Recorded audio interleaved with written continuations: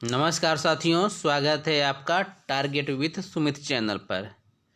साथियों, super TET 2023, KVS 2023, MP TET 2023 और UP TET 2023 सभी की परीक्षाएं आने वाले समय में बहुत ही जल्द होने वाली हैं और केवीएस का तो एग्ज़ाम डेट भी आ गया है। तो इसलिए हम आपके लिए लेकर आए हैं सामान्य अध्ययन के बहुत ही महत्वपूर्ण प्रश्न जो आपके super TET, KVS, MP TET और यूपी टेट के लिए बहुत ही महत्वपूर्ण हैं। यदि अभी तक चैनल को सब्सक्राइब नहीं किया तो सब्सक्राइब कर लीजिए और लाइक कर दीजिए। उसके बाद वीडियो देखना स्टार्ट कर दीजिए। चलिए देखते हैं आज का पहला प्रश्न क्या कहता है।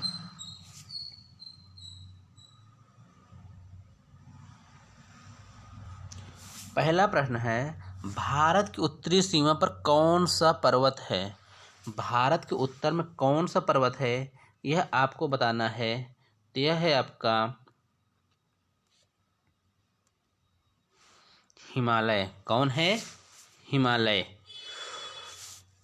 हिमालय का सर्वोच्च शिखर कौन सा है?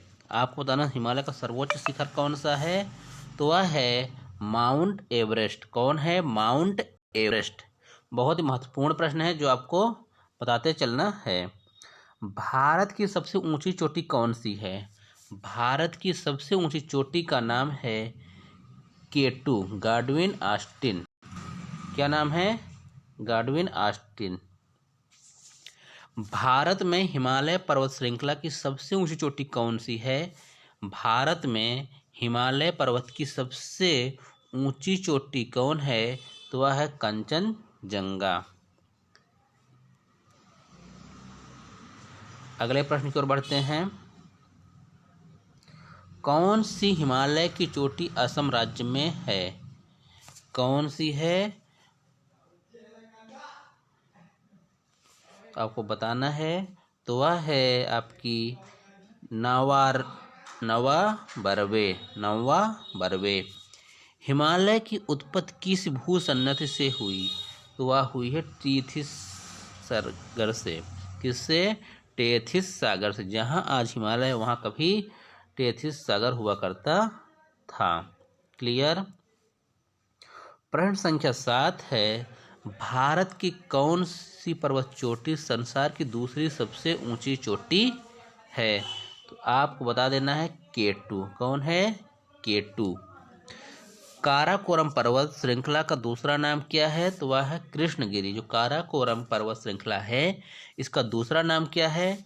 तो यह है कृष्णगिरी। उत्तराखंड की सबसे ऊंची चोटी कौन सी है? आपको बताना है। उत्तराखंड की सबसे ऊंची चोटी का नाम है तो वह है नंदा देवी। कौन है? नंदा देवी। यदि अभी तक आपने टारगेट विद सुमित चैनल को सब्सक्राइब नहीं किया तो अभी सब्सक्राइब कर लीजिए और लाइक कर दीजिए और अधिक से अधिक शेयर कर दीजिए। शिवालिक श्रेणी का निर्माण कहाँ से हुआ? दिया हुआ है सेनेजोइक से। कहाँ से? सेनेजोइक से। और यदि आपको इस वीडियो की PDF भी चाहिए तो आप हमें 9806240312 पर व्हाट्सएप करके प्राप्त कर सकते हैं। अगले प्रश्न की ओर बढ़ें। कंचनजंगा भारत के किस राज्य में स्थित है? तो यह बताना है कंचनजंगा किस राज्य में है। तो यह है सिक्किम। कहाँ है? सिक्किम में। भारत की सबसे प्राचीन पर्वत श्रेणी कौन सी है? भारत की सबसे प्राचीन पर्वत श्रेणी है ये है आरावली। कौन सी है? आरावली।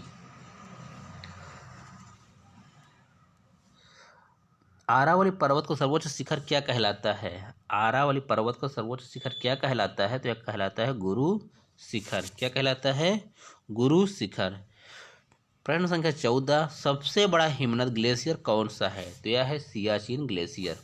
सियाचिन ग्लेशियर। हिमालय पर्वत के सर्वोच्च शिखर की ऊंचाई कितनी है? आपको बताना है हिमालय पर्वत के सर्वोच्च शिखर की ऊंचाई कितनी है। तो यह है आपकी 8,850। जो हम पहले पढ़ते थे कि 8,848 वो अब बढ़कर 8,850 मीटर हो चुकी है।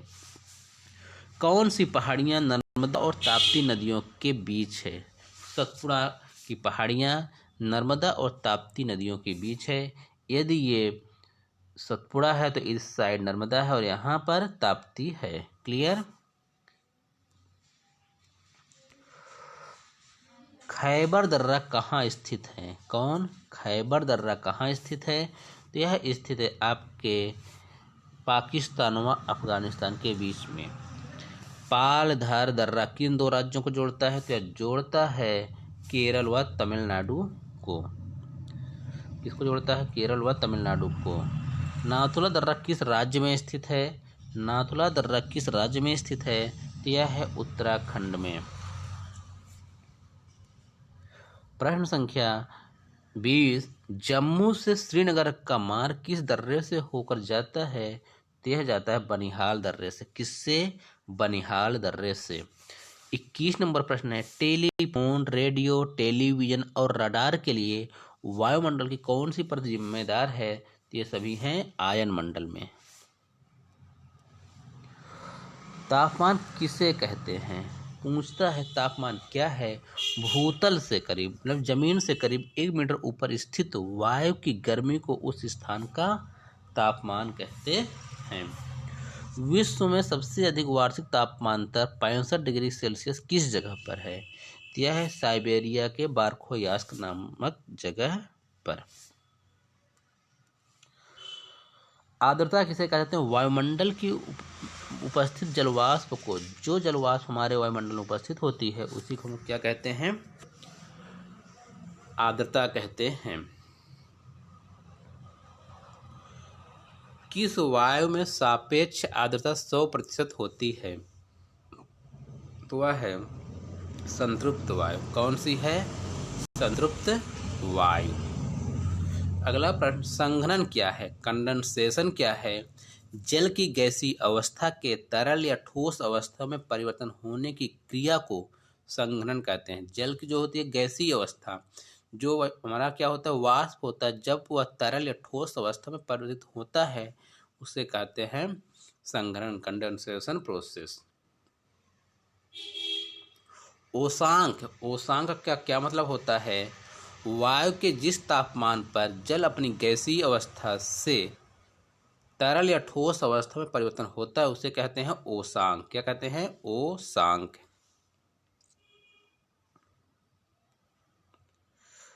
प्रश्न संख्या 28, पाला या तुषार। इस समय पाला या तुषार पड़ रहा है, ठंडी का सीजन है।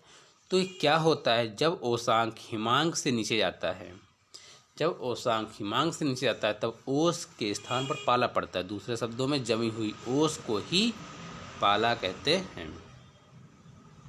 कोहरा का निर्माण कैसे होता है? इसमें कोहरा भी पड़ रहा है, आप समझ सकते हो। वायुमंडल की निचली परतों में एकत्रित धूलकण, धुएं के रज एवं संघनित जल पिंडों को कोहरा कहते हैं। ओशांक से नीचे वायु का तापमान कम होने पर कोहरा का निर्माण होता है। धुंध क्या है? हल्के फुल्के कोहरे को क्या कहते हैं? धुंध कहते हैं। हल्के फुल्के कोहरे को क्या कहते हैं? धुंध कहते हैं। प्रश्न संख्या 31, वायुमंडलीय दाब किसे कहते हैं? पृथ्वी की एक निश्चित इकाई या क्षेत्रफल पर वायुमंडल के सभी परतों द्वारा पड़ने वाला दबाव ही क्या कहलाता है? वायुमंडलीय दाब कहलाता है। वायुमंडलीय दाब को किससे मापा जाता है? जो वायुमंडल का दाब होता है उससे किससे मापा जाता है? तो नापा जाता है बैरोमीटर से। वायु या पास्कल की इकाई है किसका है? वायु पास्कल इकाई क्या है? बार। वायु की इकाई क्या है? बार या पास्कल। यहाँ गलत गया, ये यहाँ ना होगा। वायु की इकाई क्या है? बार या पास्कल। वायु को किस में नापते हैं? वायुदाब को बार या पास्कल में। समुद्र तल पर औसत वायुदाब कितना होता है? तो ये होता है 101325 मिली बार। समदाब रेखा क्या है? समदाब रेखा समुद्र तल पर समान वायुदाब वाले क्षेत्रों को मिलाने वाली रेखा क्या कहलाती है? समदाब रेखा कहलाती है। धरातल की तुलना में वायुदाब कहाँ अधिक होता है? तो यह होता है समुद्र तल पर। कहाँ होता है? समुद्र तल पर।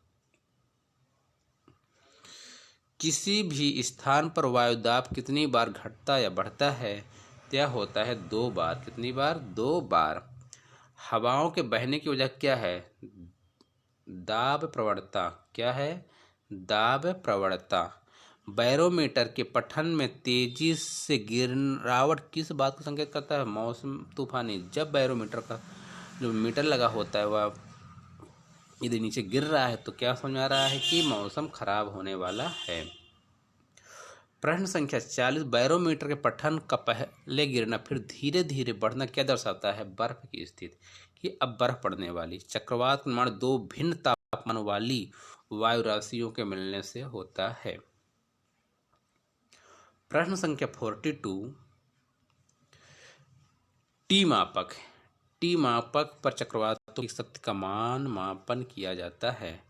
टॉर्नेडो की स्थलीय हवाओं की गति कितने किलोमीटर? जो टॉर्नेडो एक तूफान आता है, चक्रवात आता है, उसकी स्पीड कितनी होती है? लगभग यह होती है 325 किलोमीटर प्रति घंटा, जो कि बहुत ज़्यादा होती है। हरिकेन्स की हवाओं की गति कितना होती है? तो हरिकेन्स जो होते हैं इनकी होती है 121 किलोमीटर, जो कि टॉर्नेडो से काफ़ी कम है। हरिकेन्स में उठने वाली तथा पश्चिमी द्वीप समूह के चारों ओर चलने वाली भयंकर चक्रवाती तूफान क्या कहाँ से उठता है? तो यह उठता है अटलांटिक महासागर से। प्रश्न संख्या 46,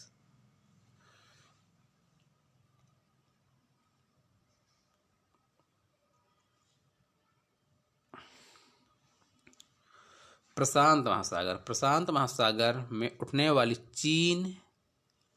प्रशांत महासागर में उठने वाली और चीन सागर में चलने वाली वक्रगामी चक्रवात को क्या कहते हैं? टाइफून। सर्वाधिक टाइफून कहाँ आता है पूछा जाता है? तो चीन में।